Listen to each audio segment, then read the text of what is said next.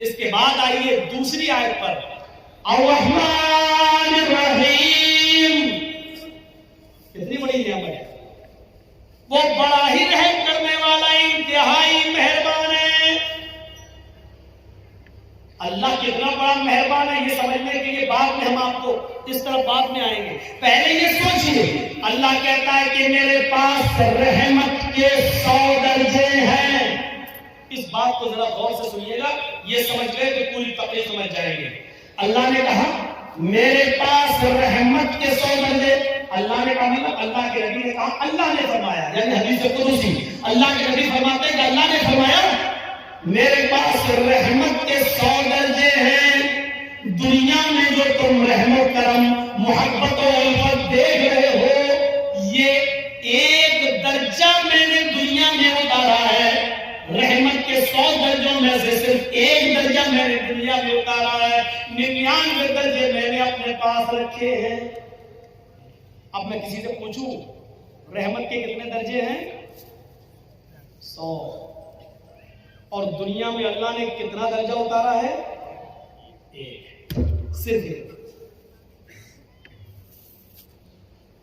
ایک مرغی کو دیکھیے، مرغی بلی کو دیکھتی فوراً بھاگتی ہے، لیکن وہی مرغی جب انڈوں پر بیٹھتی ہے اور انڈوں سے چوزے نکلتے ہیں، اور مرغی جہاں سڑک پر دانا چگتی ہے اپنے بچے اس کے پیچھے پیچھے آتے ہیں، اچانک بلی کو دیکھتی ہے مرغی تو بھاگتی نہیں ہے۔ اب آپ دیکھیے وہ مرغی اب بھاگ نہیں رہی ہے، کیونکہ جانتی ہے اگر میں بھاگوں گی تو میرے بچے مارے جائیں گے۔ وہ مرغی اپنے پروں سے کھول کر اپنے بچوں کو سمیٹتی ہے اور بلی کے سامنے سینہ تان کے کھڑی ہو جاتی ہے۔ اس مرغی کے اندر اپنے بچوں کی محبت اور اپنے بچوں کی الفت کے لیے پروں کا کھول دینا اور اپنے بچوں کا سمیٹ لینا، یہ اسی ایک درجے محبت کا حال ہے، یہ اسی ایک درجے محبت کا حال ہے، 99 درجے نہیں۔ ایک کتیا جب اس کے بچے پیدا کرنے کا وقت آتا ہے تو آپ دیکھیے کتیا بھی ایسی جگہ تلاش کرتی ہے کہ ہم اپنے پیٹ سے اپنے بچوں کو جنم دے سکیں جہاں دوسرے کتے نہ پہنچ پائیں اور خطرناک جانور وہاں پہنچ کر ہمارے بچوں کو مار نہ ڈالیں۔ آپ نے دیکھا کبھی وہ کتیا بھی ایسی جگہ تلاش کرتی ہے جہاں اس کے بچے محفوظ رہ سکیں۔ یہ محبت اس کتیا کے اندر کس نے ڈالی؟ ایک بکری کو دیکھیے، ایک گائے کو دیکھیے، ایک بھینس کو دیکھیے، جب وہ بچہ جنمتی ہے تو کتنی غلاظت اور گندگی اس بکری کے بچے کے اندر ہوتی ہے۔ وہ بکری، وہ بھینس، وہ گائے جب بچہ پیدا کرتی ہے تو اپنی زبان کھول دیتی ہے اور اپنے بچے کے جسم پر لگی ہوئی گندگی کو اپنی زبان سے چاٹتی ہے اور اپنے بچے کو کھڑا کرنے کی کوشش کرتی ہے اور پھر اس بچے میں روح کھول دیتی ہے۔ اور پھر آپ دیکھیے جب بھینس یا گائے کا مالک اس گائے کے دودھ کو دوہتا ہے تو گائے اور بھینس اپنے بچے کو پلانے کے لیے تھوڑا سا دودھ اوپر چڑھا لیتی ہے، تصور کرو، اور جب اس کے بچے کو چھوڑا جاتا ہے تو فوراً وہ گائے اور بھینس دودھ کو نیچے اتار کے اپنے بچوں کو پلاتی ہے۔ یہ محبت، یہ الفت اس گائے کے اندر، اس بھینس کے اندر، اس بکری کے اندر کس نے رکھی ہے؟ یہ اسی محبت، اسی رحمت کے درجے کا حال، اسی رحمت کے درجے کا حال ہے۔ اور سنیے جس نے 99 درجے اپنے پاس رکھے ہو وہ کتنا مہربان ہوگا۔ ایک بکری جب اپنے بچے پر اتنا مہربان ہے، ایک کتیا اپنے بچے پر اتنا مہربان ہے، ایک مرغی اپنے بچوں کے لیے اتنا مہربان ہے، تو سوچئے یہ ابھی ایک درجہ ہے، ابھی ہم انسانوں پر نہیں آئے، ابھی ہم انسانوں پر نہیں آئے۔ حضرت عمر فاروق فرماتے ہیں ایک جنگ کے اندر کچھ قیدی گرفتار کیے گئے اور گرفتار کر کے ان کو جناب محمد رسول اللہ کے سامنے لایا گیا۔ ایک جنگ کے اندر کچھ قیدیوں کو گرفتار کیا گیا، اور ان قیدیوں کو محمد رسول اللہ کے سامنے پیش کیا گیا. ان قیدیوں میں ایک عورت بھی تھی. جو قیدی قید کر کے لائے گئے، جو مجرم قید کر کے لائے گئے، ان مجرمین کی لسٹ میں، ان قیدیوں کی لسٹ میں ایک عورت بھی تھی. اس کا بچہ کہیں شیر خوار بچہ، دودھ پیتا بچہ کہیں گم ہو گیا تھا، کہیں کھو گیا تھا، دودھ پیتا بچہ. یہ عورت جب اللہ کے نبی صلی اللہ علیہ وسلم کے سامنے پیش کی گئی اور جو قیدی نبی کے سامنے پیش کیے گئے، اس عورت کو ہوش نہیں ہے کہ ہم کو نبی کے سامنے پیش کیا گیا ہے، کیا سزا ملے گی. اس کا دماغ اپنے بچے کی طرف لگا ہوا ہے. وہ اپنے بچے کے بارے میں سوچتی ہے کہ میرا دودھ پیتا بچہ کہاں ہوگا.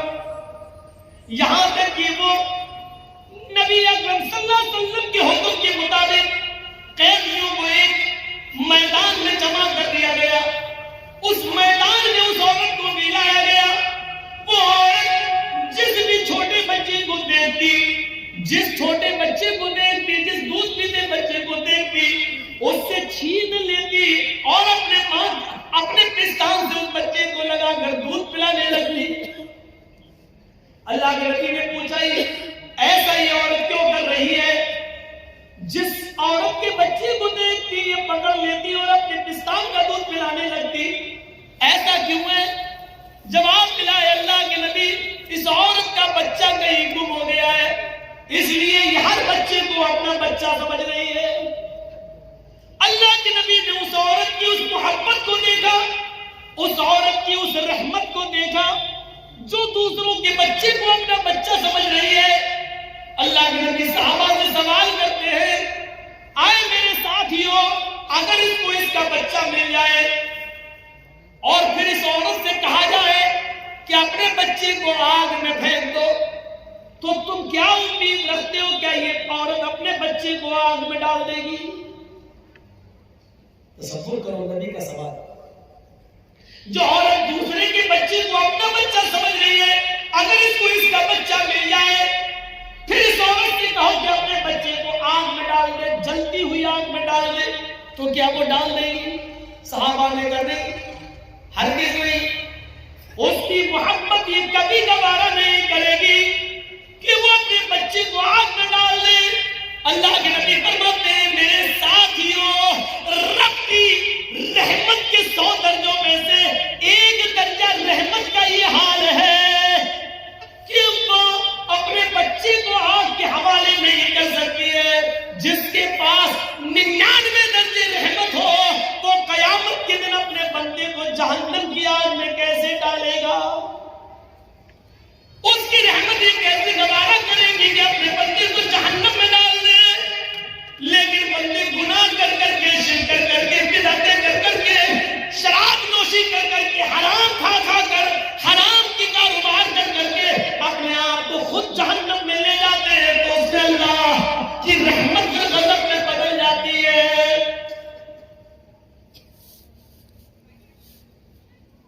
ورنہ رب کی رحمت یہ گوارا نہیں کرے گی. جس کے پاس 100 درجے رحمت ہو وہ کیسے گوارا کرے گا کہ میرا بندہ جہنم میں؟ آپ ایک مثال کو سمجھنے کی کوشش کریں. آپ کی بیٹی ہے، شادی ہوئی، آپ نے بہت سے برتن اس کو جہیز میں دیے، کانچ کے 2 برتن، کانچ کے 2 گلاس، شیشے کے 2 گلاس آپ نے اس کو دیے، بہت سے برتن دیے، لیکن 2 گلاس رکھے ہوئے تھے الماری میں، اور کانچ کے دونوں گلاس جس کو آپ کی بیٹی سسرال میں جانے کے بعد روزانہ صاف کر کر کے رکھتی تھی، اچانک دونوں گلاس گرتے ہیں نیچے. ایک گلاس تو ٹوٹ کر ٹکڑے ٹکڑے ہو جاتا ہے اور دوسرا گلاس بچ جاتا ہے. اتفاق ہے، دوسرا گلاس بچ جاتا ہے. اب آپ سے میں پوچھتا ہوں، آپ کی بیٹی کس گلاس کی حفاظت کرے گی؟ جو بچ گیا اس کی یا جو ٹوٹ گیا اس کی؟ कोई भी अक्लमंद इंसान होगा, उसको अगर खड़ा करके पूछा जाए तो यही कहेगा, अरे जो टूट गया उसकी क्या हिफाजत करेगी, वो तो चकनाचूर हो गया है। उसकी हिफाजत करेगी जो बच गया है। तो जो गिलास बच गया उसको उठाएगी, उसको पोंछेगी और फिर रख देगी, और जो टूट गया, चकनाचूर हो गया, वो जानती है कि जुड़ नहीं सकता। अब उसको घर में भी रखना गवारा नहीं करेगी, झाड़ू से इधर उधर कांच तो नहीं बिखर गई, किसी के पैर में न चुभ जाए, इसलिए उस जगह को साफ करके उस टूटे हुए कांच के गिलास को साफ करेगी और एक बर्तन में लेकर डस्टबिन में डाल देगी या बाहर कूड़े में लाकर फेंक देगी। उस टूटे हुए गिलास को कभी वो अपने पास नहीं रखेगी। क्यों? हर चीज का एक क्वेश्चन होता है, क्यों? यह भी एक क्वेश्चन है। वो सही सलामत गिलास की हिफाजत कर रही है, लेकिन टूटे हुए गिलास को घर से बाहर क्यों फेंक रही है? इस क्यों का जवाब है, सही सलामत गिलास की हिफाजत इसलिए कर रही है क्योंकि वो काम की चीज है, वो पीने के काम आएगा, मेहमानों को पानी पिलाने के काम, या चाय पिलाने के काम, या दूध पिलाने के काम आएगा। लेकिन टूटा हुआ बर्तन किसी काम का नहीं, इसलिए उसको बाहर फेंक दे। चलिए, अब मैं आपसे पूछता हूं कि एक मां के दो बेटे हैं,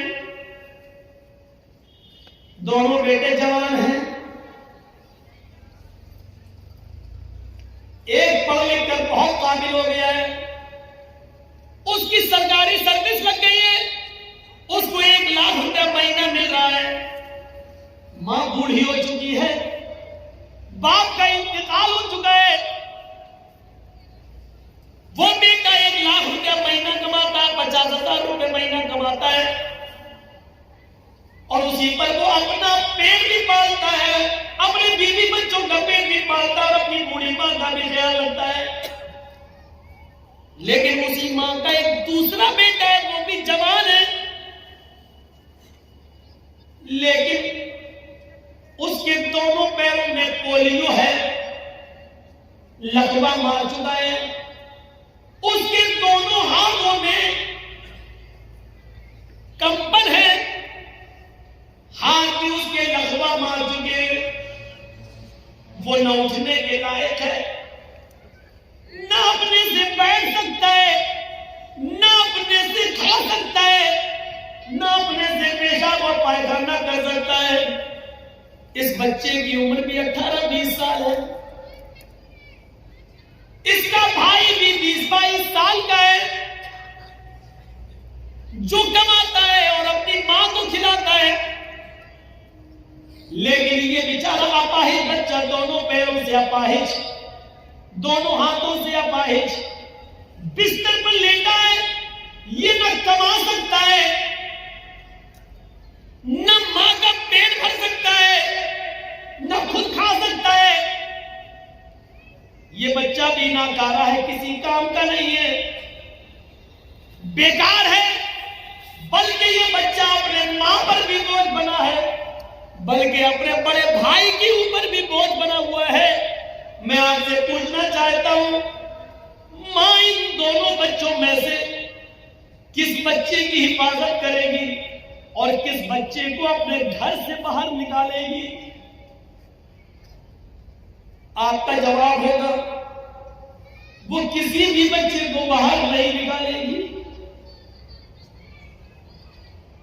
वही औरत जो कांच के गिलास की हिफाजत कर रही है, जो बच गया क्योंकि वो काम था, लेकिन मां उस काम के बच्चे से ज्यादा देख रेख इस बच्चे की कर रही है, जो दोनों बिस्तर, अपने दोनों पैरों, दोनों हाथों से अपाहिज और लकवे का शिकार है, फालिज मार चुकी है, उसकी हिफाजत कर रही है। मां उस बच्चे के सर से पसीना नहीं पोंछेगी जो मेहनत करके आया है, इस बच्चे के सर से पसीना पोंछ रही है जो बिस्तर पर लेटा। मां उस 20-22 साल के बच्चे का पेशाब और पायखाना साफ नहीं करा सकती है, बल्कि अब इतना बड़ा हो चुका है वो बच्चा कि वो मां अपने बड़े बेटे की शर्मगाह भी देखना गवारा नहीं करेगी। लेकिन इस 18 سال کے 20 سال کے بچے کی شرمگاہ دیکھنا تو بہت دور کی بات، اس کی گندگی کو بھی اپنے ہاتھ سے صاف کر رہی ہے اور اس کی پیشاب کی جگہ کو بھی دھو رہی ہے۔ میرے بھائیوں تصور کیجئے ماں کے دل میں یہ رحم اور یہ محبت کا جذبہ یہ کہاں سے آیا؟ یہ اسی رب کی 100 درجے رحمت میں سے اتاری ہوئی ایک درجے، ایک رحمت کے ایک درجے کا حال ہے۔ یہ ماں اس بچے سے زیادہ پیار کرے گی جو بچہ اپاہج ہے، لنگڑا لولا ہے اور لقوے کا شکار ہے، یہ ماں اس کی زیادہ دیکھے گی۔ کیوں؟ اگر اللہ ماں باپ کے دل سے یہ رحمت نکال دے تو ماں باپ سے بڑا ہمارا دشمن کوئی ہو سکتا ہے؟ بتائیے۔ کمینہ پیدا ہو گیا، کمائیں ہم اور مر کے ہم چلے جائیں تو ہمارے بنائے ہوئے گھر میں تو رہے گا؟ باپ کی محنت، باپ کا رات میں جاگ جاگ کر محنت کر کے مزدوری کر کے بلڈنگ بنانا، جبکہ باپ کو معلوم ہے کہ اس بلڈنگ میں ہم نہیں رہیں گے، میرے مرنے کے بعد میری اولاد رہے گی۔ اگر اللہ باپ کے اور ماں کے دل سے یہ محبت نکال دے تو ماں باپ سے بڑا ہمارا دشمن کون ہو سکتا ہے؟ میری محنت کی کمائی میں تو رہے گا، لیکن نہیں رہے گا۔ کیوں؟ کیونکہ باپ کی محبت یہ گوارا نہیں کر سکتی ہے کہ میری اولاد ماری ماری کرے۔ یہ محبت کس نے پیدا کی ہے؟ اسی رب نے، اور 100 درجے رحمت کے ایک اتارا ہے، اور ایک رحمت کے درجے کا حال یہ ہے جو مرغی اپنے بچوں سے پیار کر رہی ہے، بکری اپنے بچوں سے، بھینس اپنے بچڑے سے، گائے اپنے بچڑے سے، یہ محبت کا تقاضا ہے۔ اور ماں اپنے بیٹے سے محبت کر رہی ہے، یہ محبت کا تقاضا ہے۔ میرے پیارے ساتھیوں ذرا تصور کرو رب کی رحمت کا ایک درجہ۔ اب ذرا آئیے پھر دیکھیے رب کی رحمت کا حال کیا ہے۔ آئیے اور پھر دیکھیے کہ رب کی رحمت کا حال کیا ہے۔ فرمایا کہ اللہ رب العالمین کی رحمت یہ کیسے گوارا کر لے گی؟ جب ایک ماں اپنے بچے کو آگ میں ڈالنا گوارا نہیں کر سکتی ہے تو اللہ رب العالمین کی رحمت یہ کیسے گوارا کرے گی؟ جبکہ اس کے پاس رحمت کے 100 درجے کیسے گوارا کرے گی کہ اپنے بندے کو آگ میں ڈال دے؟ بنی اسرائیل کا ایک واقعہ بیان کرتے ہوئے نبی اکرم نے فرمایا ایک شخص اپنے اونٹ کو اپنے گھر کے سارے سامان کے ساتھ پیک کر کے نکلتا ہے اور ایک صحرا اور جنگل سے ہوتا ہوا جاتا ہے۔ تھک گیا، جنگل میں ایک پیڑ سے درخت سے وہ اپنے اونٹ کو باندھ دیتا ہے اور تھوڑی دیر درخت کے سائے میں آرام کرنے لگتا ہے۔ آنکھ کھلتی ہے تو دیکھتا ہے کہ میرا اونٹ غائب، اس میں پورے گھر کا سامان بنا تھا۔ اب اونٹ غائب، ہوش ہو گئے ہیں، اونٹ غائب، میرے گھر کا پورا سامان اونٹ پر اور اونٹ غائب۔ وہ کبھی اس جھاڑی جاتا، کبھی اس جھاڑی میں دیکھتا، کبھی اس پہاڑی پہ چڑھتا، کبھی اس پہاڑی پہ چڑھتا، وہ پورا جنگل تلاش کر ڈالا لیکن اس کو اونٹ نہیں ملا، اس کو اونٹ نہیں ملا۔ پورا جنگل تلاش کر دیتا ہے لیکن اس کو اونٹ نہیں ملتا ہے۔ مایوس ہو کر اسی پیڑ کے پاس آتا ہے، ہاتھ سر پہ رکھ کر سوچنے لگتا میں کیا کروں گا، بڑی محنت سے مال کمایا تھا، غائب ہو گیا اونٹ، کہاں چلا گیا؟ اب کتنا دن لگے گا اتنا مال کمانے میں اور اپنے گھر کا ساز و سامان بنانے میں کتنا وقت لگے گا؟ اب یہ سوچ ہی رہا تھا، تھکا ہوا تھا کہ اچانک نیند آ گئی۔ تھوڑی دیر کے بعد آنکھ کھلتی ہے، کیا دیکھتا ہے کہ میرا اونٹ اسی پیڑ سے بندھا ہوا ہے جس پیڑ سے غائب ہوا تھا۔ آتا ہے، اونٹ تو یہ جا کر دیکھتا بندھا ہے، سامان دیکھتا ہے تو اس کے اوپر اناج کا ایک دانہ بھی کم نہیں ہے، جیسے وہ اپنے گھر سے لایا تھا ویسا ہی ہوں سیم ویسا ہی اونٹ پر لگا ہوا ہے اور ایک بھی چیز غائب نہیں ہے۔ اس چیز کو دیکھتا ہے تو مارے خوشی کے ہم نے دن بھر اونٹ ڈھونڈا، تلاش کیا تو ملا نہیں، اور اچانک اپنے آپ آ گیا اور سامان بھی غائب نہیں۔ اس کو دیکھ کر وہ اتنا خوش ہوتا ہے کہ اونٹ کو دیکھتا جاتا اور نظر آسمان پہ ڈالتا جاتا اور اپنے رب سے کہتا جاتا اللہم انت عبدی وانا ربک، اے اللہ مان گیا تیری قدرت، اے اللہ مان گیا میں تجھے، واقعی تو میرا بندہ ہے اور میں تیرا خدا ہوں۔ نہیں سمجھ پائے نا اس نے کیا جملہ استعمال کیا؟ مارے خوشی کے اس نے کیا کہا؟ اللہم انت عبدی، واہ واقعی تو میرا بندہ ہے، وانا ربک اور میں تیرا رب۔ الٹا بول گیا، سمجھ رہے نا کیا بول گیا وہ؟ اس کو بولنا یہ چاہیے تھا کہ واقعی میں تیرا بندہ اور تو میرا رب ہے، لیکن اونٹ پا گیا، سامان لگا ہے، خوشی میں اس کو پتہ نہیں ہے، دماغ سے ہٹ گیا، اتنی خوشی ہوئی اس کو، اتنی خوشی ہوئی کہ اس کا دماغ ٹھکانے نہیں رہا، اور مارے خوشی میں کہہ گیا اللہم انت عبدی وانا ربک، واقعی تو میرا بندہ اور میں تیرا رب ہوں۔ اللہ نے جملے سنے تو مسکرا دیا۔ یہ مسکرانے والا جملہ تھوڑی ہے۔ اب میرا بیٹا خوشی میں اگر یہ کہہ دے کہ میں تمہارا باپ ہوں تو میرے بیٹے، کوئی چیز میں لا کے اس کو دوں خوشی میں جو اس کو بہت پسند ہو، اور خوشی خوشی کہتے باپ تم میرے بیٹے ہو میں تمہارا باپ، تو ہم ناراض تھوڑی ہوں گے، ہم تو خوش ہوں گے کہ دیکھو خوشی میں بیچارہ ایسا کہہ رہا ہے، جبکہ کہنا ہی چاہتا تھا کہ ہاں تم میرے پیارے ابو ہو میں تمہارا بیٹا، لیکن دھوکے سے اس کے منہ سے نکل گیا مارے خوشی کے ہاں میں تمہارا باپ ہوں تو میرے بیٹے۔ یہ باپ اچھی طرح جانتا ہے کہ بیٹا مذاق میں کہہ رہا ہے یا دھوکے سے نکل گیا، یہ صحیح میں کہہ رہا ہے، یہ باپ جانتا ہے، اور رب جانتا ہے کہ میرا بندہ یہ کہنا نہیں چاہ رہا تھا، لیکن دھوکے سے خوشی میں اس کی زبان سے یہ جملہ نکلا، اس لیے وہ مسکرا رہا ہے۔ اگر یہی جملے اس نے جان بوجھ کر کہے ہوتے تو معاف کیجئے گا وہ کہیں کا نہیں رہے۔ اتنے خطرناک جملے تو فرعون نے بھی استعمال نہیں کیے۔ فرعون بھی لوگوں سے کہتا تھا انا ربکم الاعلی، مجھے اپنا رب کہو میں تم سب کا رب ہوں۔ فرعون بھی لوگوں سے یہ کہتا تھا میں تمہارا رب ہوں، لیکن فرعون نے کبھی اللہ سے نہیں کہا کہ میں تیرا بھی رب ہوں۔ فرعون نے کبھی زندگی میں اپنے رب سے نہیں کہا اے اللہ میں تیرا بھی رب ہوں، وہ لوگوں سے کہتا تھا انا ربکم الاعلی، میں تمہارا رب ہوں تو مجھے اپنا رب مانو۔ لیکن اس کے باوجود اللہ نے کیا کیا؟ اس کو دریا میں غرق کر دیا، ڈبو دیا، مار ڈالا، اور اس کی لاش کو سمندر سے باہر پھینک دیا۔ آج بھی مصر کے میوزیم میں اس کی لاش نشان عبرت بنی ہوئی ہے، آج بھی اس کی لاش دیکھ لو جو دیکھنا چاہے، آج بھی زمین اس کو ایکسپٹ نہیں کرتی ہے۔ جس زمین میں گاڑا جاتا ہے زمین نکال کے پھینک دیتی ہے، جس سمندر میں ڈالا جاتا ہے سمندر نکال کے پھینک دیتا ہے، آج بھی اس کی لاش نشان عبرت بنی ہوئی ہے۔ فرعون نے اتنے بڑے جملے نہیں کہے تھے، انہوں نے اس سے یہ کہا تھا میں تمہارا رب ہوں، لیکن اللہ سے کبھی نہیں کہا تھا میں تیرا رب ہوں، لیکن اس نے تو اللہ ہی کو اپنا بندہ کہہ دیا اور اپنے آپ کو اللہ، اپنے آپ کو رب کا اللہ کا رب کہہ دیا۔ اللہ انت عبدی وانا ربک، تو میرا بندہ میں تیرا خدا۔ ذرا تصور کرو، لیکن اس کے باوجود اللہ ناراض نہیں ہو رہا، کیوں؟ کیونکہ اس کے دل کی نیت یہ نہیں تھی۔ اللہ کے نبی اس واقعے کو بیان کرنے کے بعد کہتے ہیں جتنی خوشی اس بندے کو ہوتی ہے اپنا اونٹ پانے کے بعد کہ ہوش میں نہیں ہے، اتنی خوشی ہے کہ وہ زمین پر پیر نہیں رکھ رہا ہے۔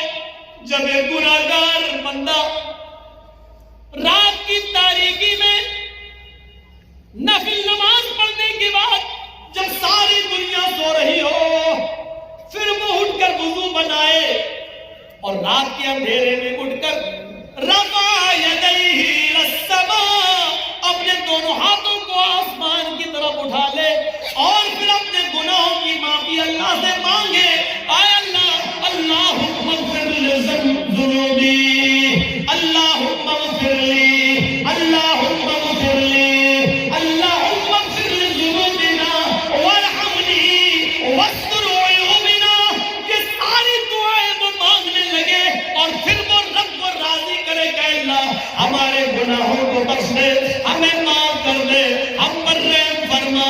اللہ کے نبی فرماتے جب ایک گناہگار بندہ اپنے رب کے سامنے اپنے دامن کو پھیلا لیتا ہے، اپنی جھولی پھیلا لیتا ہے اور رب کے سامنے اپنے ہاتھ اٹھا کر دعا مانگتا ہے اے اللہ مجھے معاف کر دے، میرے گناہ بخش دے، تو اللہ تعالیٰ کو اس بندے سے بھی زیادہ خوشی ہوتی ہے جو ابھی مارے خوشی کی یہ کہہ گیا تو میرا بندہ میں تیرا رب، جتنی خوشی اس انسان کو ہوتی ہے اپنا اونٹ پانے کے بعد، اللہ کو اس سے کہیں زیادہ گناہ، اتنی زیادہ گناہ کہیں زیادہ بڑھ کر اللہ تعالیٰ کو خوشی ہوتی ہے جب کوئی گناہگار بندہ اس کے سامنے اپنے گناہوں کی توبہ کرتا ہے، اپنے آپ کو کہتا ہے کہ اللہ مجھے معاف کر دے، اللہ کو اس سے بھی زیادہ خوشی ہوتی ہے۔ یہ اس کا رحم و کرم ہے کہ گناہ کرنے کے باوجود وہ اپنے بندے کو معاف کرتا رہتا ہے۔ سال 12 بتائیں گے کیسے؟ تو میرے بھائیوں، یہاں سے آپ اندازہ کریں کتنا مہربان ہے وہ اللہ۔ اور سنیے ایک چیز آپ کو پوائنٹ بتا دیتا ہوں۔ ہمارے صدر محترم جو اس جلسے کے ہیں انہوں نے کہا آج پہلا دن ہے اس لیے تھوڑا جلدی ختم ہو جانا چاہیے، تو میں بس ایک بات بتا کر اپنی بات کو ختم کر دوں گا۔ بہت قیمتی بات بتا رہا ہوں میں آپ کو، سن لیجیے میرے پیارے ساتھیوں، اس کو غور سے سنیے۔ اللہ رب العالمین نے تقریباً 20 سے زیادہ، قرآن پڑھیے آپ، 20 سے زیادہ بار یا عبادی کہہ کر اپنے بندے کو پکارا، یا عبادی یا عبادی، بلکہ بڑے سے بڑے گناہگار کو بھی یہی کہا، قل یا عبادی قل یا عبادی الذین اسرفوا علی انفسہم لا تقنطوا من رحمت اللہ۔ اس پیار و محبت بھرے جملے کو سنیے۔ بندہ گناہگار ہے، اتنا گناہگار ہے کہ اس نے زمین و آسمان بھر کر گناہ کر رکھے ہیں، اس کو بھی اللہ یہ نہیں کہہ رہا بھاگ تو گناہگار ہے میرے دربار میں مت آنا، اس کو بھی اللہ کیا کہہ رہا، آئے میرے بندو، قل یا عبادی الذین اسرفوا علی انفسہم، آئے میرے بندو، اگر گناہ کر کر کے تم نے زمین و آسمان بھر لی ہو، اگر بہت زیادہ گناہ کر کے اپنے آپ کو سیاہ کالا کر لیا ہو، اگر گناہ کر کر کے تم نے زمین و آسمان بھی بھر ڈالے ہو، لا تقنطوا من رحمت اللہ، تب بھی تم اللہ کی رحمت سے مایوس مت ہو جاؤ، اللہ کے رحم و کرم سے مایوس مت ہو جاؤ۔ اگر توبہ کرو گے تو ہم آج بھی تمہیں معاف کرنے کے لیے تیار ہیں، اگر بخشش مانگو گے تو آج بھی میں تمہیں بخشنے کے لیے تیار ہوں۔ 20 سے زیادہ بار اللہ نے قل یا عبادی کہا ہے، آئے میرے بندو، آئے میرے بندو، میرے پاس تو آؤ، میرے بندو مجھ سے گناہوں کی معافی تو مانگو، میرے بندو میرے پاس گر کر آؤ تو رو تو صحیح، ہم تمہیں آج بھی معاف کرنے کے لیے تیار ہیں۔ اگر 20 مرتبہ یا عبادی کا ہے تو قرآن پڑھیے 300 سے زیادہ، 300 سے زیادہ اس نے رحمت کا لفظ استعمال کیا ہے، رحمت کا لفظ استعمال کیا ہے، یہ میری رحمت، یہ میری رحمت، یہ میری رحمت، اور ایک لفظ تو ایسا کہہ دیا ہے، رحمتی وسعت کل شیء، رحمتی وسعت کل شیء، اے میرے بندو میری رحمت ہر چیز کو گھیرے ہوئے، میری رحمت ہر چیز پر چھائی ہوئی ہے، میری رحمت کے سائے میں آؤ تو صحیح، اے میرے بندو میری رحمت کے دائرے میں آؤ، ہم تم پر بھی اپنی رحمت نثار کر دیں گے، ہم تم پر بھی اپنی رحمت کا سایہ کر دیں گے۔ یہ الرحمن الرحیم، یہ رب کی رحمت ہے۔ ماں باپ، بھیڑ بکری، دمبا، مرغی، کتا کتیا اور جانوروں کی رحمت اور انسانوں کی رحمت بھی سنی، اور رب کی رحمت بھی آپ نے سنی۔ یہ سب رب کی رحمت کے 100 درجوں میں سے ایک درجے کا حال ہے، الرحمن الرحیم۔ میں 2 ہی آیتوں پہ چل پایا، الحمدللہ رب العالمین الرحمن الرحیم۔ ابھی رحمان الرحیم پر اور بھی باقی ہے میرے پیارے ساتھیوں، کل کوئی دوسرا ٹاپک آپ کے سامنے رکھیں گے۔ ہم یہاں سے سوچ کر اٹھیں کہ اللہ رب العالمین ہے اور رحمان رحیم ہے، وہ مہربان ہے، وہ جس طریقے سے سب کو پالتا اور پوستا ہے، اس کی نظر میں کوئی دوست و دشمن نہیں، وہ سب کو دیتا ہے۔ تو ہمیں اور آپ کو بھی اس کو رب سمجھنا چاہیے اور اس کی رحمت کا فائدہ اٹھانا چاہیے، اپنے گناہوں کی معافی مانگنا چاہیے، اور اس رب نے جو ہمیں زندگی دی ہے، اس رب کی دی ہوئی زندگی کو اسی رب کے بنائے ہوئے قانون کے مطابق ہمیں چلانے کی چلنے کی کوشش کرنی چاہیے۔ ہم اللہ سے دعا کرتے ہیں کہ ہمارے اللہ ہماری خطاؤں کو معاف فرما دے، ہمارے گناہوں کو بخش دے، ہم مسلمانوں پر رحم فرما۔